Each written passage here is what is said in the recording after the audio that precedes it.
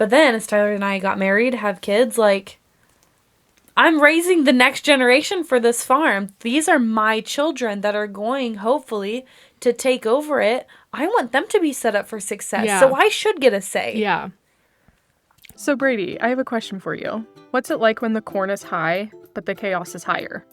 It's a lot of things, but it's never boring. This is the Farm Wife Files, life between the rows. And we're back. Yay, for another episode. I just love this, Addie. I could literally sit down here for days and just chit-chat about the randomest things. I know, and it honestly, so... I feel so much better I'm sorry I interrupted you. No, but I you're literally fine. just feel so much better every time we sit down here and just chit-chat. I just feel like my bucket is filled when I can actually just, like... At first, I was so nervous of, like, are we talking about the right things? And Me too. Or, like, what should we talk about? And I was so worried about, like, what other people would want to hear. But Yeah. it honestly, if you don't like hearing it, like, please do tell us. Yeah. Like, we do want to know. But it's just so refreshing just to be able to just sit down here and just do the thing. Well, I think when we first started, it was like, okay, what viewers do we want? Instead of, how do we want this podcast to feel and who do we want to draw in? It was like we felt, and this is our type A personality, like we felt like, how should we align our podcast so that we can provide to a certain, like, viewer or listener? Right.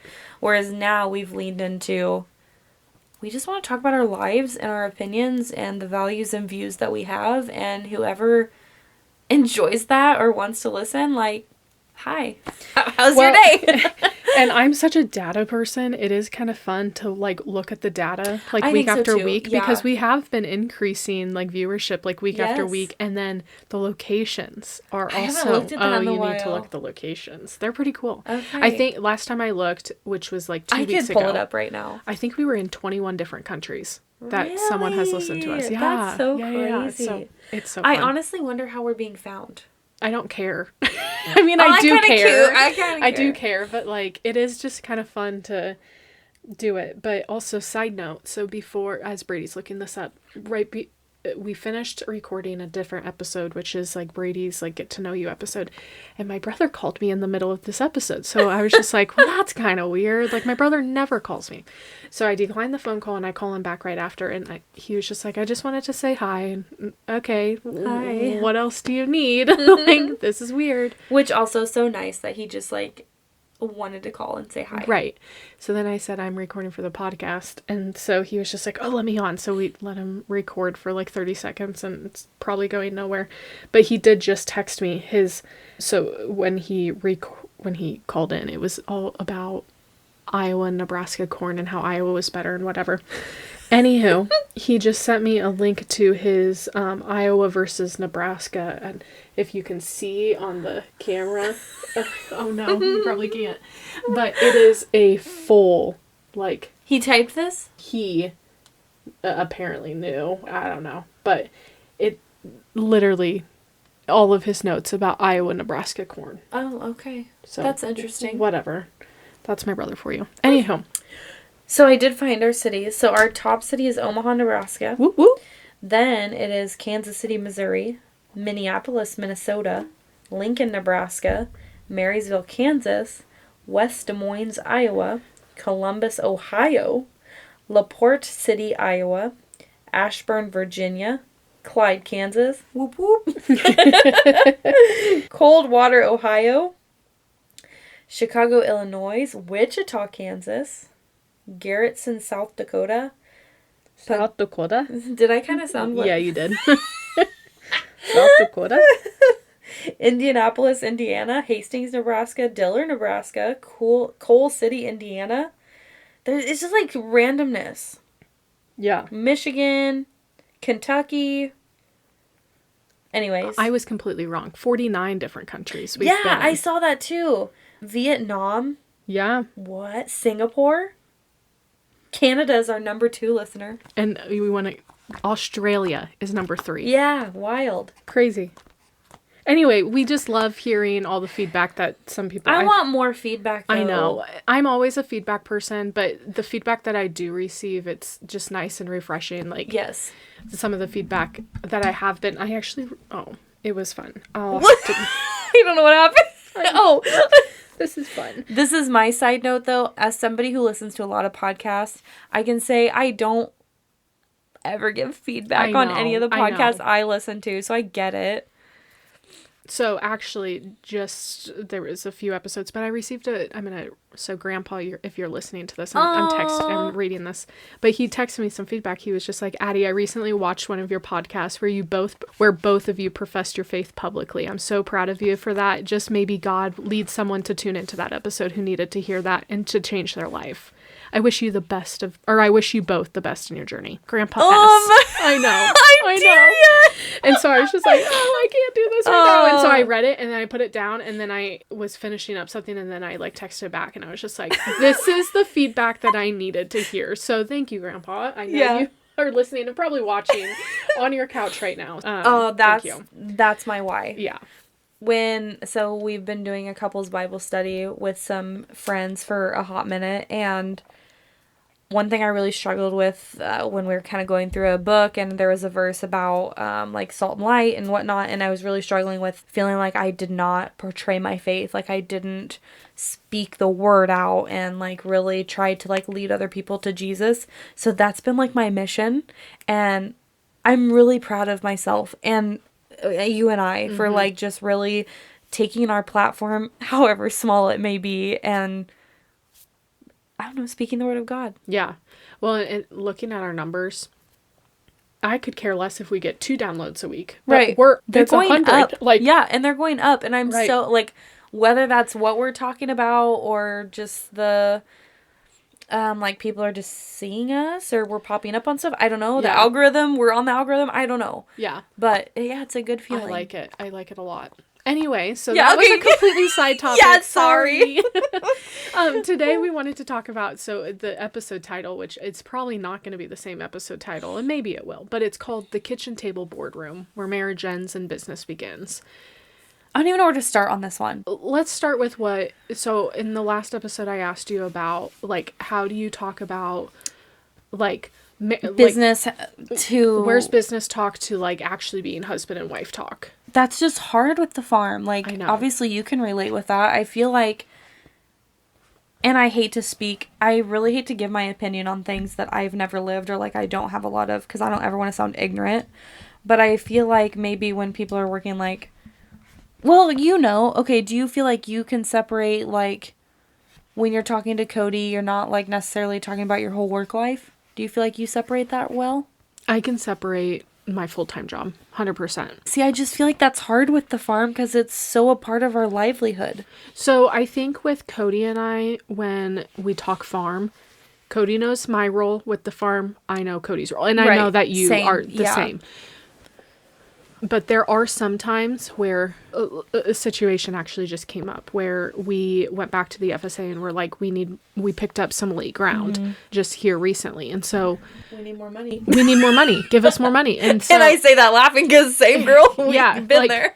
Yeah. And so we already had all of our money set aside in our line of credit and all of that stuff. And we felt good. And then this land just popped into our lap and we were like, okay, great. Which is great. But figure out expenses. Right. And so although yes, I am in charge of all of the bookwork and I know all of the expenses that go in, I am also still learning and/or don't understand the decisions that Cody is making, because when I'm okay, we have X amount of money in the farm account, is that going to be enough until we get XYZ check in? Or if we get XYZ, we have to pay XYZ or whatever the case is. Yep.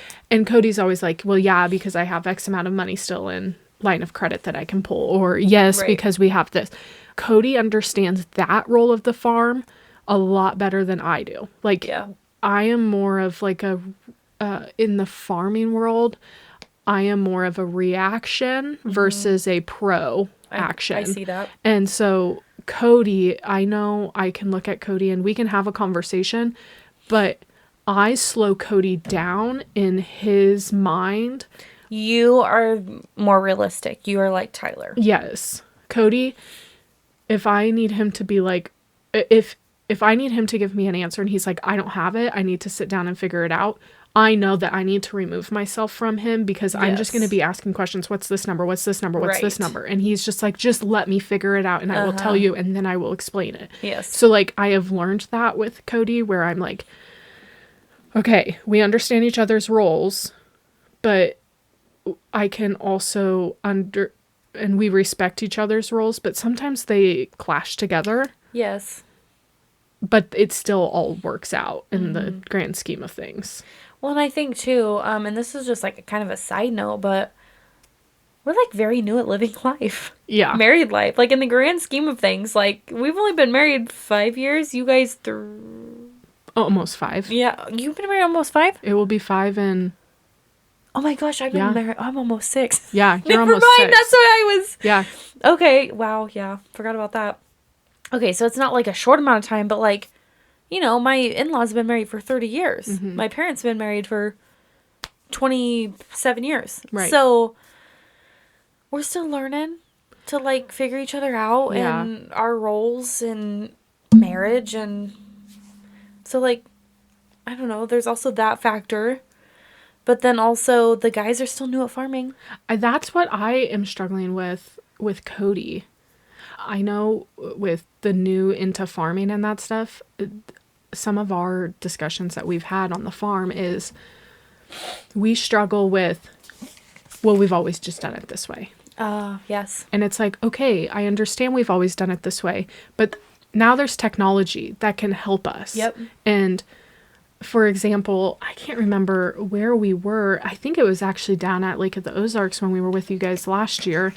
And we were filling up our water tank for our cows because I could see it on our security camera. I set up our security camera that I could see the water tank, but I also have the app that can control our water and fill up the water tank. And it's like, you innovative girl. I know. And I'm like, this is where you use technology for helpful. Yeah, I can't go get a cow stuck out like through this, but like the things you can work smarter, not harder. Right. And like I know there's still people around that we could call if we did see an issue or we know of an issue, but at the same time I'm like, we don't always have to continue doing things the way it's always been done.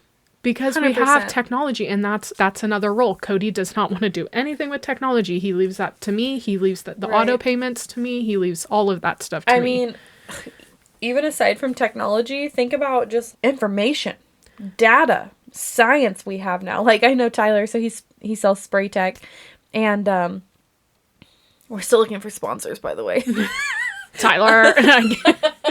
Or Trevin. So anyway, yeah, it's a replacement adjuvant for AMS, or it's supposed to be, but there's some customers he has, and they don't want to use it without AMS. And so he was just not really frustrated. He just kind of just telling me about it. And I'm like, Tyler, think about it. These guys have been doing this for 20 plus years. This is just the way everybody has done it. Like, so they're going to continue. Like, let them see how the product works. Let the product prove itself. And I'm sure people will step away from it just like you did. But I mean, it's the same stuff. It's like, you know, technologies, information, like it continues to advance even in our day-to-day and then the farm world. And that's not going to stop. I kind of feel like it's one of those things like sink or swim, like either get with the program or you're going to be left behind. So that sounds horrible. Maybe we have some older time farmers. Yeah, no, I don't necessarily think it sounds horrible. One thing that I've always like internalized and I thought about was the understanding of I didn't grow up on the farm. Like you had some sort of farm experience. Yeah, like not a ton, where I had more of a learning curve. Like again, grandpa helped out on the farm. Grandma and grandpa lived on the farm. Like I wasn't dumb when it came to farming. But there was more of a learning curve for me. Yeah. And so now coming into a farming family, I'm like, why do we do it this way? Like, I just look at it and I never really did speak up because I'm like, they know best. Like, they're the ones that have been doing it all this time. But then I do ask those questions. I'm like, why are you doing it this way? This makes no sense. Why don't you do this and then this? And then Cody's like, well, we've just always done it this way. And I'm like, well, we're not going to do it this way. We're going to do it the other way. And I will say something I felt really, really early on in Tyler and I's relationship was I am the in-law. Yeah. Like, I need to be silent. This is his family's operation. I shouldn't have any part of it. Like, I'm not part of it. Point blank. But then as Tyler and I got married, have kids, like, I'm raising the next generation for this farm. These are my children that are going, hopefully, to take over it. I want them to be set up for success. Yeah. So I should get a say. Yeah. I just struggle with it all sometimes. Yeah. Especially being the in-law. It would be completely different if, like, Cody was coming into my family and my family was the one that had generation farming. I really want to have a guest on the podcast with that. Would, you know, just that different. Right. Help me. Someone else coming in as a different viewpoint. Thank you. That's okay. it. Okay. Yeah.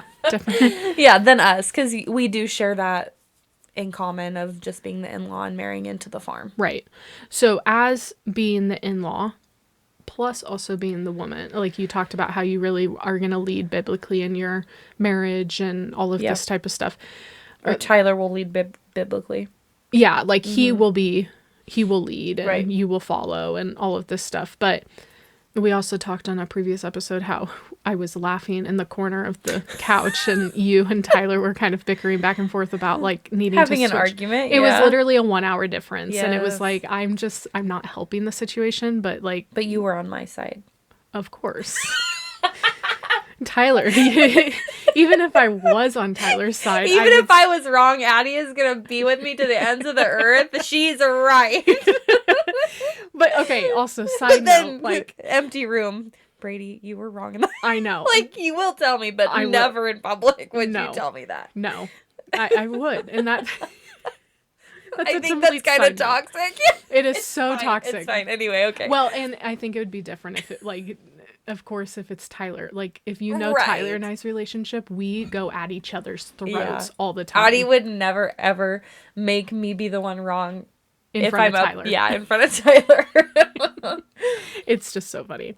Anyway, with you having kids, so one of the talking points is like whose time is more valuable, and like you guys have such different roles on the farm. Yeah, I think this is a big struggle for farm families, with the same dynamic as Tyler and I, because. And I have said this, and I've probably said this a million times through recording these podcasts.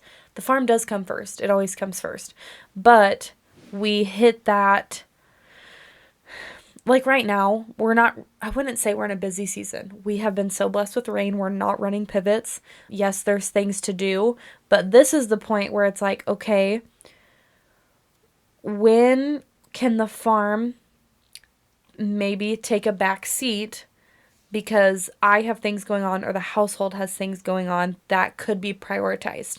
I am in full like agreement and understanding that when we are planting, harvesting, irrigation needs to go. Things that make the crops come out of the ground, that it's a non-negotiable. The farm comes first. But this is Tyler and I struggle of, okay, well, if you're not in quote unquote busy season, why don't you get to give? Why am I always the one through the year, the seasons, having to give or having to be flexible, I guess. I don't know your thoughts on that, because obviously your guys' dynamic does look a little bit different, but it's still, I just feel like the farm is always. Ours is just, so Cody and I, yes, the farm is always going to come first. And I don't want that to come off as like a negative. No, it's not. That's just the reality of our life, and it is what it is.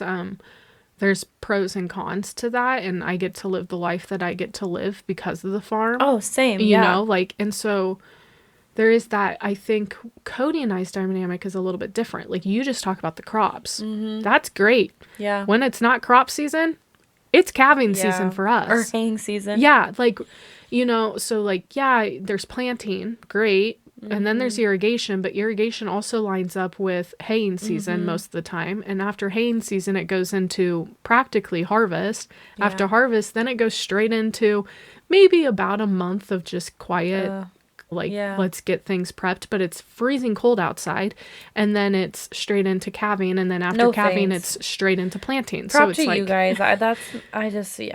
I mean, I could never do like fall calving. Right. I would lose my mind if that was the case. That would be crazy. But I value Cody's time and his energy and all of that stuff when it comes to the farm. And I respect it. And I know that I will always have to respect it. But there is that level of like, when can we be wife and husband? Yeah. Over the farm? And also farming, I am so bad at this where Cody and I might want to go do something, or I might want to go do something and I'm bringing Cody with me. Mm-hmm. And then he's like, well, I can't because of XYZ. And I'm like, I'm really bad about just saying, well, why can't your dad just handle it? Yeah.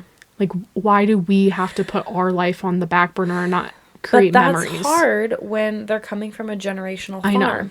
And I know I would really love to have my in-laws, as far as my mother-in-law and my grandmother-in-law, on the podcast sometime to share their viewpoint.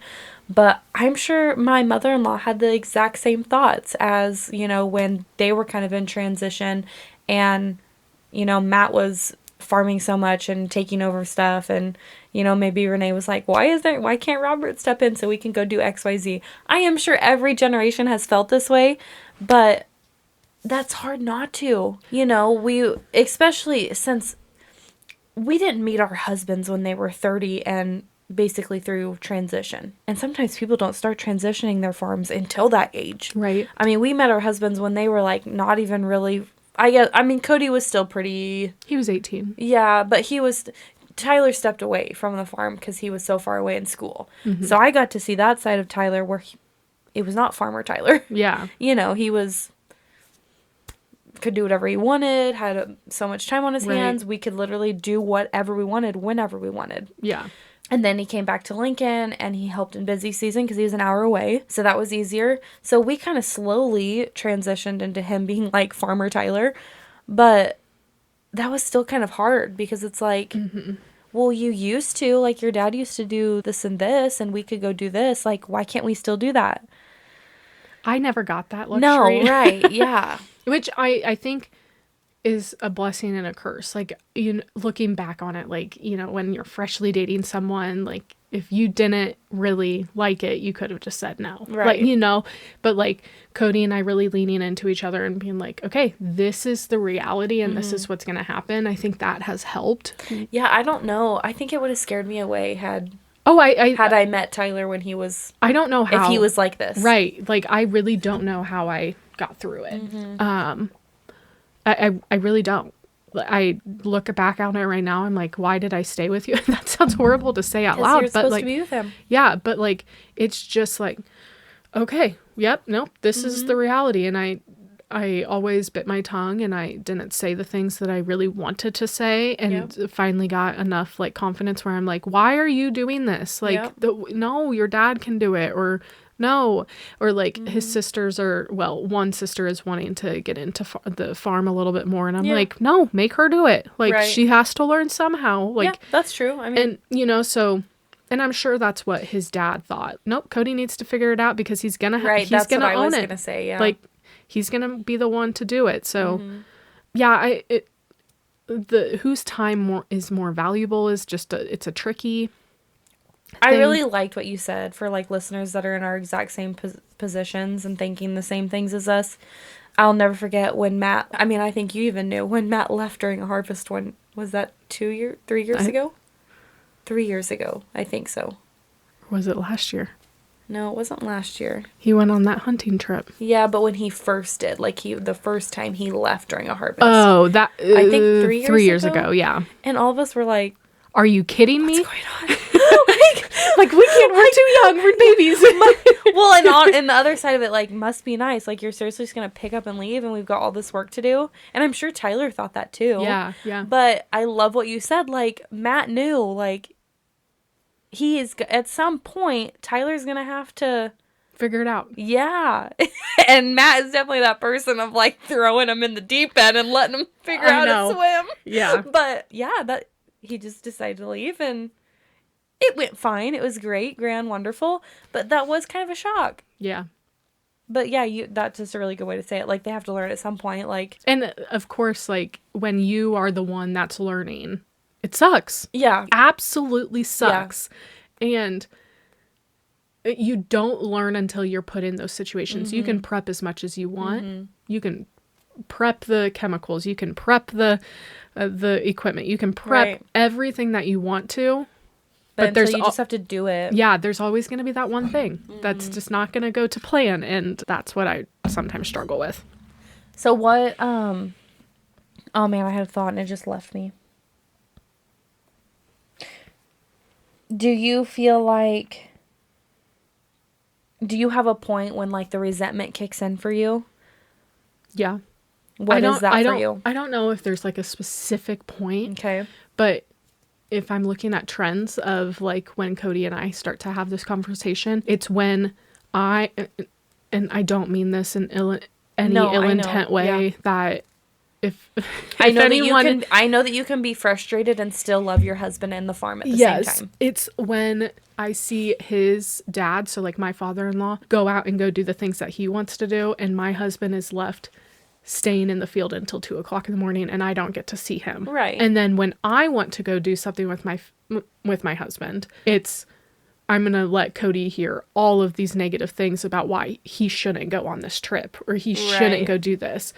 Or it's you can, I know you can relate with this, is the second we leave, the second his phone is blowing up with every single update on the farm. Yes. I was actually just talking or question, to I was just talking to my sister-in-law about it yesterday. I was just like, I really struggle with like wanting to go on these vacations, but Cody being on his phone all the time. And I've said it with you when we have gone on vacations as a group. It's like, Cody, no, stop. Don't look at your phone, especially when we went to Kentucky 2 years ago. I literally make Tyler turn his sound off. Yeah. Like, it's triggering. I literally am triggered when I hear that stupid ringtone go off. Yeah. And I will hear like a text message come through, and I'm like, what did your dad say? Or a Facebook messenger. I'm like, who just sent you something on Facebook Marketplace? Like, it's like, I know these things, and it sucks. But I have a really good comment to add for if any like parents are listening, just for like our viewpoint.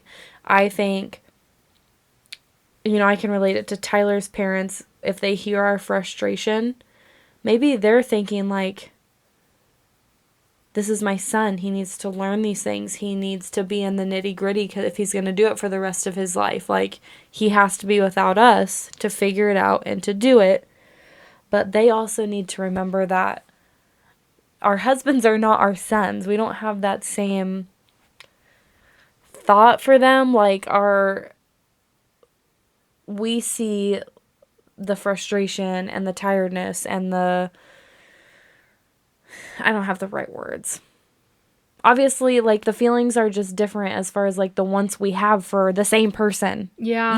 Being in two completely different roles. And I don't know if you can say, like, agree to this or not, but, like, I'm putting my corporate girly hat on, where I'm like, I don't want to call my boss until I absolutely need to call my boss. Right. I just want to figure it out. Right. So, like, the idea of needing to report every single little thing is like, no, just figure it out. Like, you can tell me at the end of this, like, let me have my time off. Let me, like, literally decompress, because it is not healthy for someone to always be active in their mind all the time. Like, you do need that time to just disconnect. And how you disconnect, it can be travel, it could be reading a book, it could be taking a nap, for all I care. But, like, you do need that disconnect. And so, like, I struggle with that. I'm like, I understand maybe from that view, if the parent was like that. Well, and I mean more of like, if we do have parents of sons that are farming and the wives are frustrated, like, they also have to remember that they're our husbands. Like, we are their safe place. Like, we hear their frustrations, we hear their anxieties, and we want the best for them. Right. Which, not that a parent doesn't want that, but it's just a different... It is a different relationship there. And so I guess dynamic. What I'm trying to get across is like, I don't know. I can't find the right words to explain this how I want to explain this. It's tough. Yes. I mean, it is. Yeah. But just, I guess, I don't want in-laws or parents of sons farming to think that their daughter-in-laws are always like complaining, or they're never happy, or we don't like the way that they're doing things, when it's not necessarily that. It's just, we have the best interest for our husbands. Yeah. We're trying to. Do you feel like when the pressure gets high in farming, okay? Like busy season? Yeah, sure. Like, you talked about how we are their safe place. And, like, typically they might be voicing their frustrations about, like, oh, so-and-so did this on the farm, or so this is happening. And so, like, yes, we are their safe place, but do you ever feel like there's also, like, stress directed towards you when you aren't the sole person of the stress? So like something wrong happens on the farm, but you're going to get the brunt end of all of the stress because you are their safe place. Tyler's very bad about that. Yeah. Even if it's something with, and I'm going to say this because I know that Matt knows that hasn't, that Tyler has been mad at him at some point in time. Sure. But yeah, there's been plenty of times where Tyler doesn't agree with something, and so he comes to me and takes it out on me. Where I'm like, I have nothing to do with this, and you know that. Right. But you don't want to go and change the situation or let out your opinion or your view on this because you don't like conflict. So instead, I'm the one that has to deal with it. Mm-hmm. And we've had that conversation because that's not fair.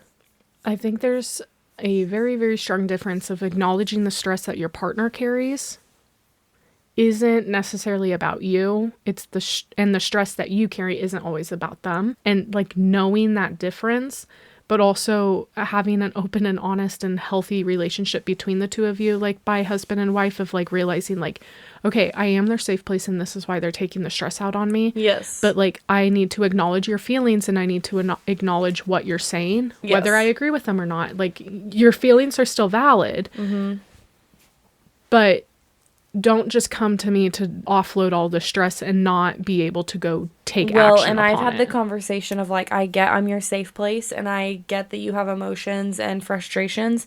So I want to be that place for you to be able to rant and let those out. And I'm good with that. But there has been certain topics that Tyler like clings to and he's so frustrated about that I've heard about it so much. I've literally had to say, okay, enough is enough. Because you refuse to say anything to make a difference.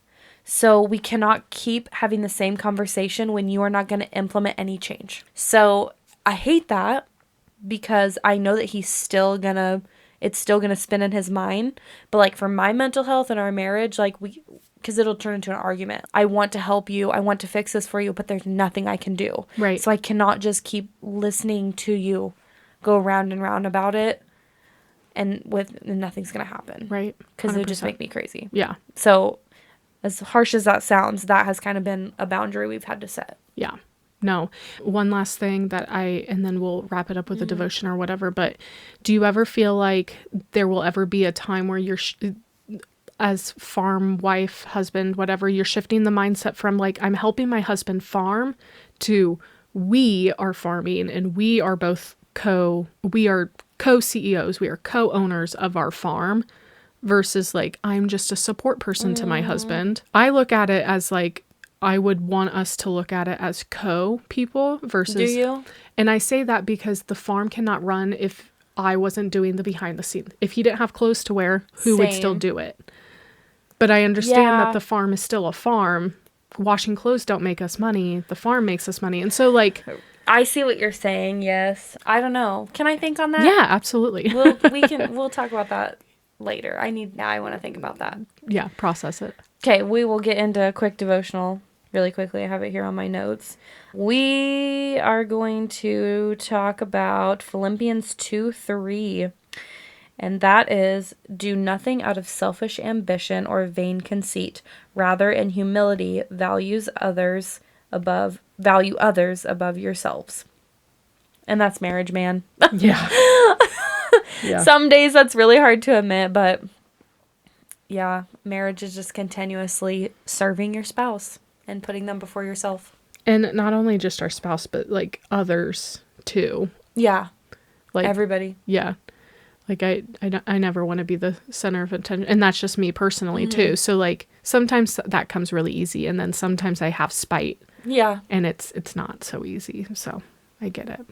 Yeah. But well, that's a short one because we're kind of running over time here. So yeah. We will see you guys next week. Thanks for listening. Thanks, guys.